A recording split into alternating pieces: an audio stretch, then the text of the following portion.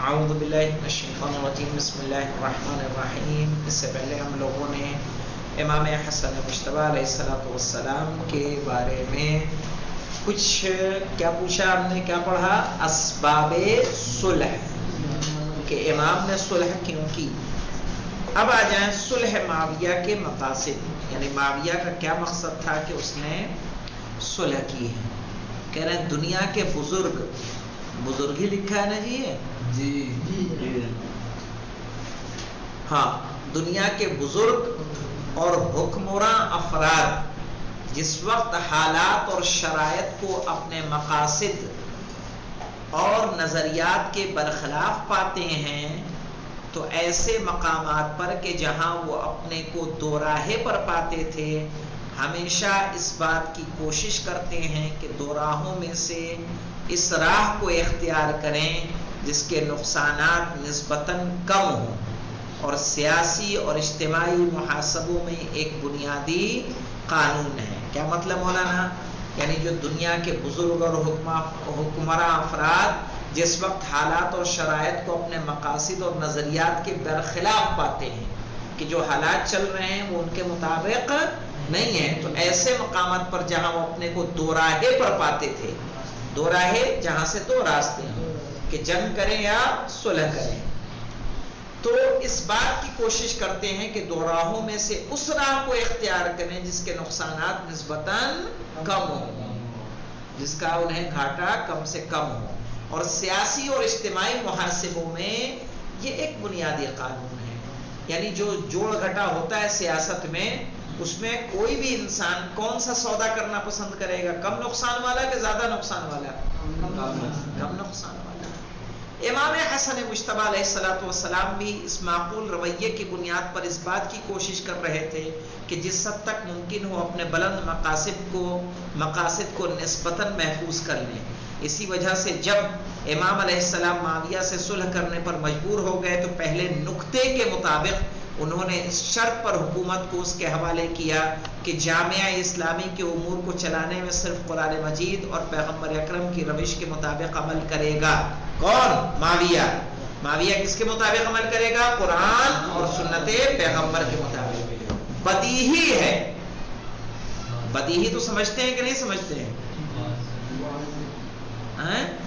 جس میں شک نہیں ہے، بدیہی جس میں غور و فکر کی ضرورت نہیں ہوتی، واضح سی بات ہو، اوضح الواضحات ہو۔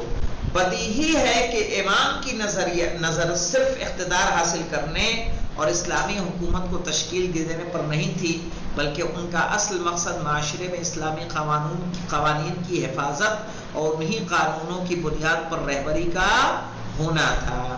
چونکہ امام کا مقصد کیا ہوتا ہے کہ قرآن اور رسول کے فرامین کا نفاذ کیا جائے۔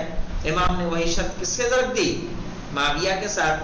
مقصد پورا ہونا چاہیے چاہے جس کے ذریعے سے ہو۔ اب آ جائیں، اگر یہ روش معاویہ کے ذریعے عمل میں آ جاتی تب بھی ایک حد تک اصلی مقصد کی حفاظت ہو جاتی۔ اس کے علاوہ دوسرے نقطے کے مطابق معاویہ کے مرنے کے بعد حسن ابن علی آزادی کے ساتھ جامعہ اسلامی کے رہبری اپنے ہاتھ میں لے لیتے کہ نہیں لے سکتے تھے؟ بھائی اس قید کے اس شرط صلح کے مطابق معاویہ کو اپنے بعد کسی کو خلیفہ معین کرنے کا حق نہیں تھا۔ کون ہو رہا تھا؟ کس کے ہاتھ میں؟ امام حسن کے ہاتھ میں آنی تھی۔ اور اس بات کے پیش نظر کہ معاویہ امام حسن سے تقریباً 30 سال بڑا تھا۔ کتنے سال؟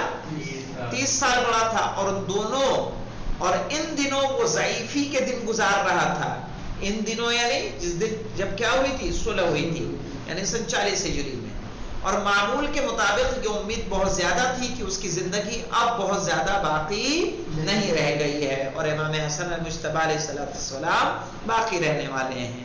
لہٰذا یہ بات واضح ہو جاتی ہے کہ اگر معمول کے مطابق حساب کیا جائے تو یہ شرط کس حد تک اسلام و مسلمین کے فائدے میں تھی۔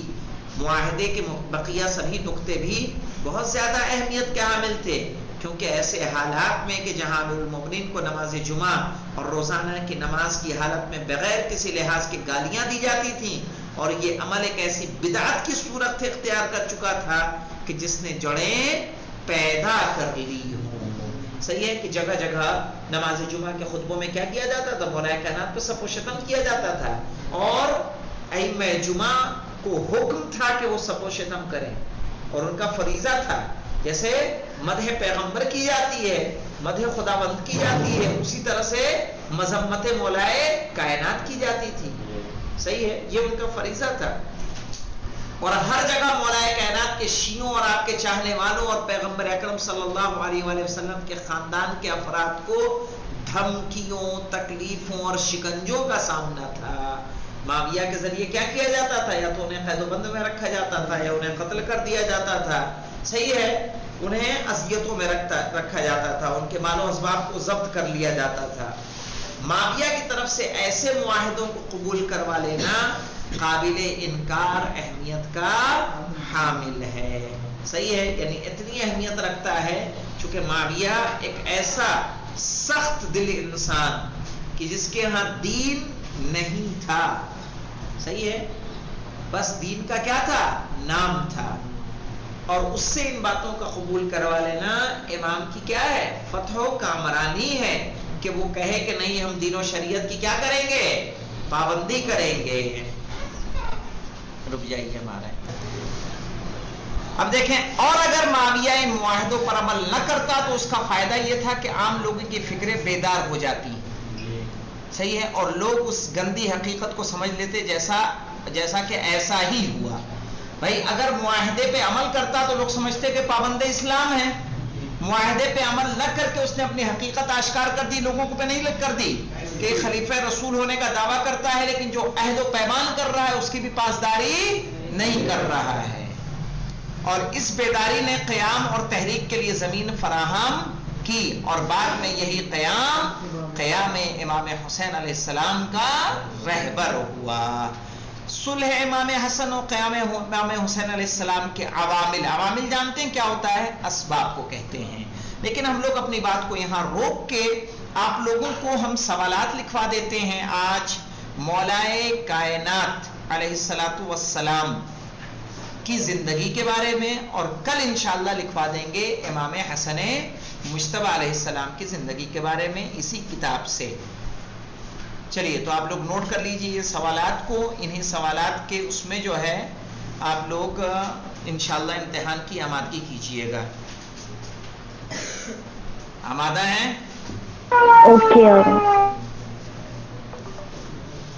جی آقا. یہ آپ کے ترکیز ذہن کے لیے ہے.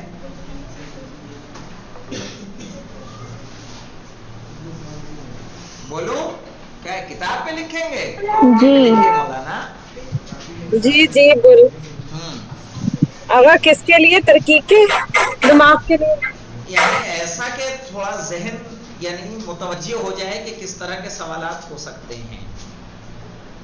مولائے کائنات کی زندگی میں لکھیے کہ مولائے کائنات علیہ السلام کے مختصر حالات زندگی تحریر کیجیے.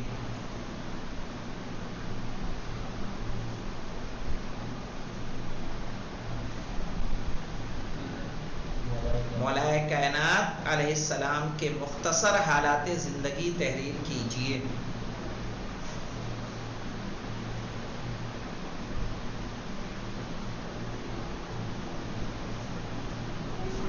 جی.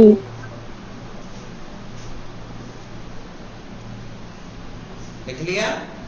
اب دوسرا لکھیے، مولائے کائنات کی زندگی کے کتنے حصے ہیں؟ مولائے کائنات کی زندگی کے کتنے حصے ہیں؟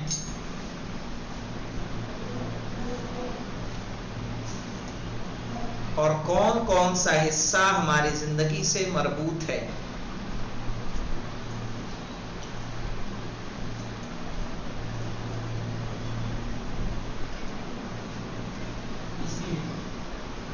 ہاں، اور کون کون سا حصہ ہماری کتاب سے مربوط ہے؟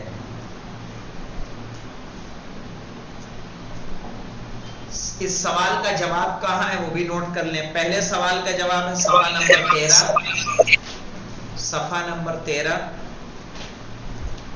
دوسرا سوال کا جواب بھی صفحہ نمبر 13. بعد میں دیکھنا بیٹا، صفحے آگے لکھ لو. ارے وہیں نوٹ لگا لو، صفحہ 13 کتاب میں نہیں، سوال کے آگے لکھ لو. دوسرے سوال کا دوسرے سوال کا جواب بھی آپ کو صفحہ نمبر 13 پہ ملے گا. دوسرے سوال کا دوسرا حصہ کیا تھا؟ اور کون سا حصہ کون سا حصہ ہماری کتاب سے مربوط ہے؟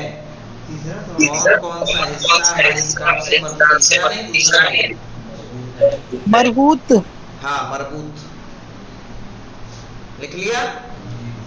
اب تیسرا سوال لکھیے.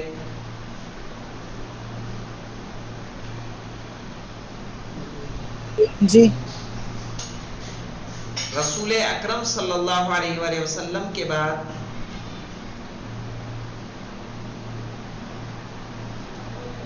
امام حکومت کو سنبھالنے کے لیے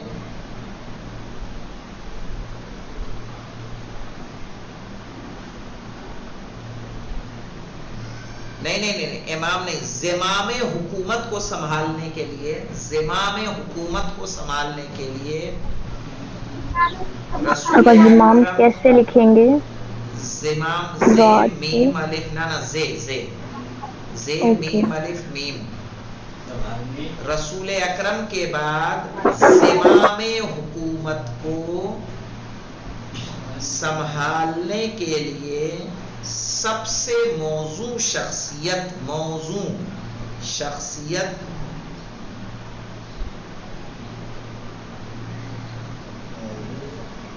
سب سے موزوں شخصیت کس کی تھی؟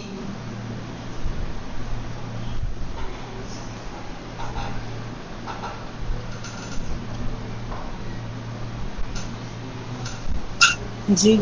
اور کون سا واقعہ اس امر کی طرف اشارہ کرتا ہے؟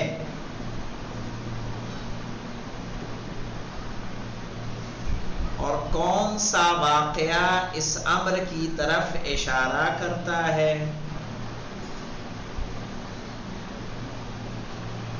خلاصتاً تحریر کریں.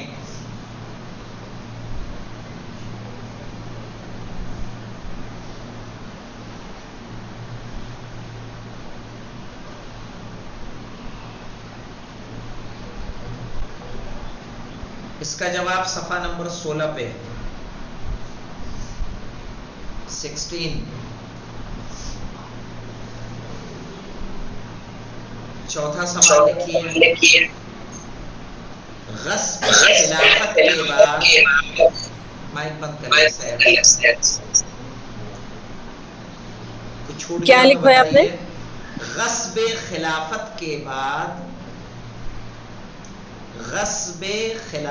کے بعد امام علی علیہ السلام کے پاس کون سے 2 راستے تھے؟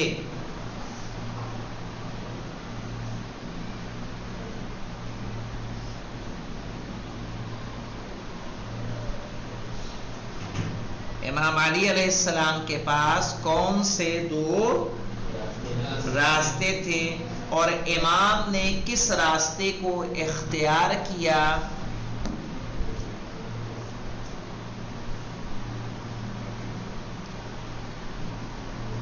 اور امام نے کس راستے کو اختیار کیا؟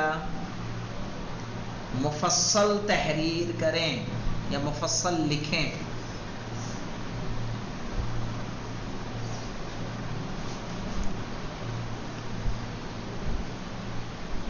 اس کا جواب آپ کو ملے گا 17 اور 18 نمبر پیج پہ. 17 18.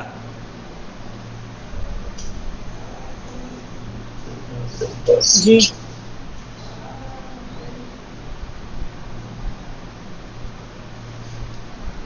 اب اس کے بعد لکھیے کیا سوال ہوئے؟ 4. 4. امام علی کے مسلح قیام امام علی کے مسلح قیام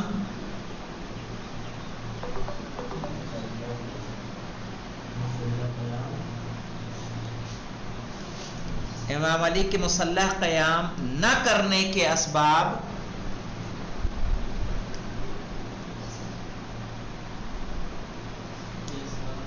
تفصیل سے تحریر فرمائیں.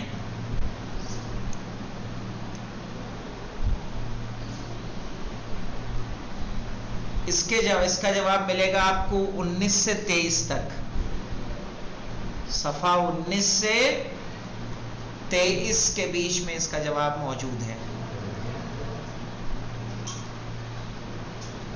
ٹھیک ہے، اس میں سے پڑھ کے اور خلاصہ کرنا ہے. یہ 5 سوال آپ نے لکھے، 4 سوال اس درس میں اور بچتے ہیں، یعنی مولا کائنات کی زندگی کے حوالے سے 9 سوال ہیں، امام حسن مجتبیٰ کی زندگی سے 9 سوال ہیں، امام حسین علیہ السلام کی زندگی سے 11 سوال ہیں. ٹھیک ہے، آپ اتنا نہیں یعنی اب یہ تو درس کے سوال، اب یہ تھوڑی کہ امتحان میں ہم یہی دیں گے. اچھا جی وہی تو پوچھ رہی ہوں. تو بہت زیادہ ہے. ان کو ہم نے خلاصہ کیا ہے ان سوالوں میں درس کو، تاکہ اس نوعیت سے اگر آپ پڑھیں گی تو درس آپ کے لیے کیا ہو جائے گا، آسان ہو جائے گا آسان ہو اور جائے سمجھ گا. میں جی آئے گا. الحمدللہ. اور کوشچن بہت زیادہ ہے. اگر یہ بتائیے کوشچن لکھنے کتنے بڑے بڑے لکھنے اب جیسے سوال دیکھیں، جو کتاب میں ہے ہو بہو اتارنا اس کا ضروری نہیں ہے، اس میں جو باتیں پائی جاتی ہیں ان کو آپ کو اپنے الفاظ میں لکھنا ہے. ٹھیک ہے، جی ہاں صحیح. جی انشاءاللہ. جی جی چلو جی خدا حافظ. خدا حافظ.